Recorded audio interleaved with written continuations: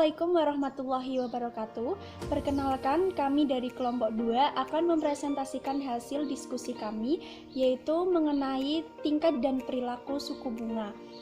Pertama-tama, saya akan memperkenalkan diri. Nama saya Ita Rohmawati, NIM 4119099, dan rekan-rekan saya Miftahul Jannah dan Fadilatul Hasanah. Saya Fadilatul Hasanah, NIM 4119047. Saya akan mempresentasikan materi yang pertama, yaitu pengertian tingkat suku bunga. Berikut ini beberapa pengertian tingkat suku bunga menurut para ahli. Yang pertama, menurut Sukirno, tingkat suku bunga yaitu pembayaran atas modal yang dipinjam dari pihak lain dinamakan bunga. Bunga yang dinyatakan sebagai persentase dari modal dinamakan tingkat suku bunga. Berarti, tingkat bunga adalah persentase pembayaran modal yang dipinjam dari pihak lain. Kemudian, menurut Budiono, tingkat bunga yaitu sebagai harga dari penggunaan uang untuk jangka waktu tertentu. Pengertian tingkat bunga sebagai harga ini bisa dinyatakan sebagai harga yang harus dibayar apabila terjadi pertukaran antara Rp1 sekarang dan Rp1 nanti. Jadi, tingkat suku bunga merupakan persentase dari modal yang dipinjam dari pihak lain atau tingkat keuntungan yang didapatkan oleh penabung di bank atau tingkat biaya yang dikeluarkan oleh investor yang menanamkan dananya pada saham.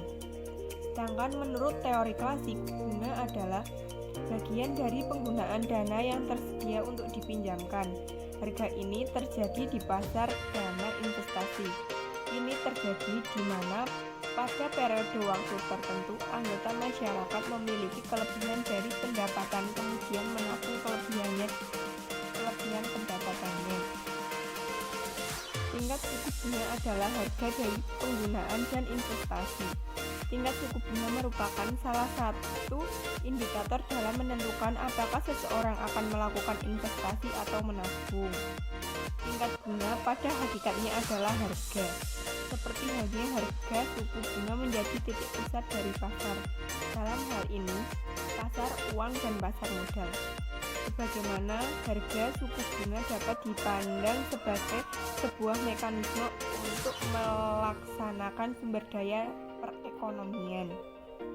Pembahasan yang kedua yaitu saya akan membahas mengenai faktor yang mempengaruhi tingkat suku bunga.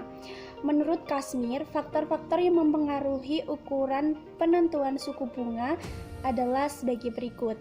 Di sini beliau mengemukakan 10 faktor. Yang pertama adalah kebutuhan dana.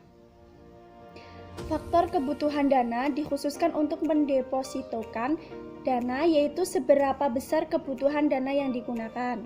Yang kedua, target laba, yaitu yang diinginkan adalah bahwa faktor ini dikhususkan untuk bunga pinjaman. Yang ketiga yaitu jaminan kualitas. Pinjaman kualitas yang diajukan untuk bunga pinjaman. Yang keempat yaitu kebijakan pemerintah. Dalam menentukan bunga dan deposito, bunga pinjaman bank tidak boleh melebihi batas yang ditetapkan oleh pemerintah. Yang kelima yaitu jangka waktu. Faktor periode waktu sangat menentukan. Semakin lama jangka waktu pinjaman, semakin tinggi suku bunganya. Yang keenam yaitu reputasi perusahaan.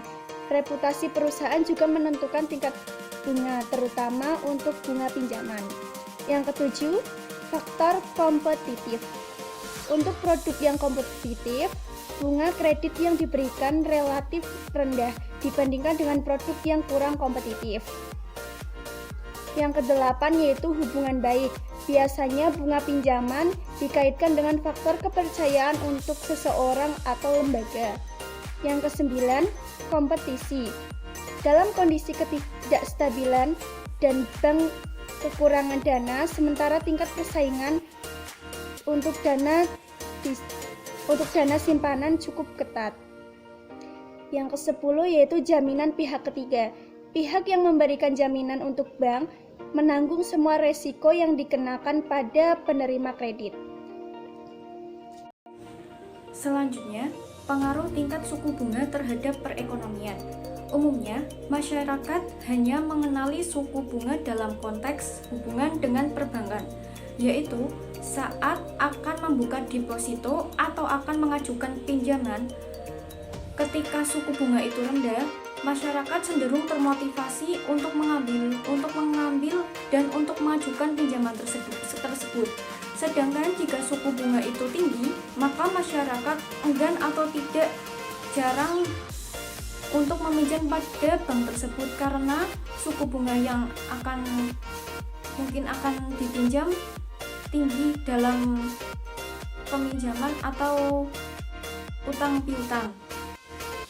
Yang selanjutnya, pengaruh suku bunga terhadap perekonomian sebagai berikut. Yang pertama, pengaruh suku bunga terhadap perekonomian. Secara umum, pada dasarnya, masyarakat akan bereaksi pada perubahan suku bunga secara relatif terhadap kondisi perekonomian. Yang kedua, pengaruh suku bunga terhadap sektor perumahan.